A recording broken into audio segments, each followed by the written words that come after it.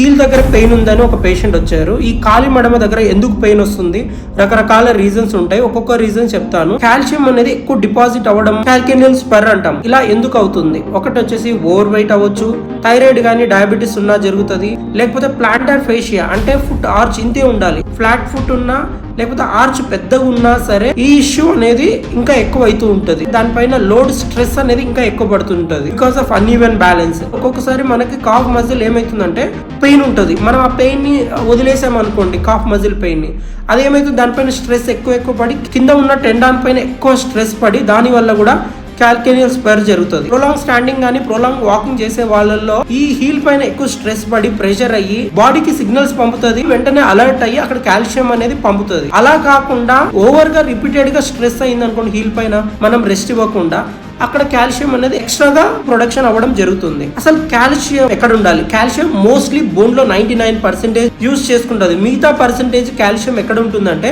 Muscles లో contract అవ్వడానికి గానీ రిలీజ్ అవ్వడానికి గానీ కాల్షియం యూజ్ చేసుకుంటది. నర్వ్స్ లో నర్వ్ సిగ్నల్స్ పంపడానికి కూడా కాల్షియం యూజ్ చేసుకుంటది. టీత్ లో ఎనామిల్ స్ట్రాంగ్ గా ఉండడానికి కూడా కాల్షియం యూజ్ చేసుకుంటది. ఇలా అన్ని చోట్ల కాల్షియం అనేది యూజ్ చేసుకుంటది బాడీలో.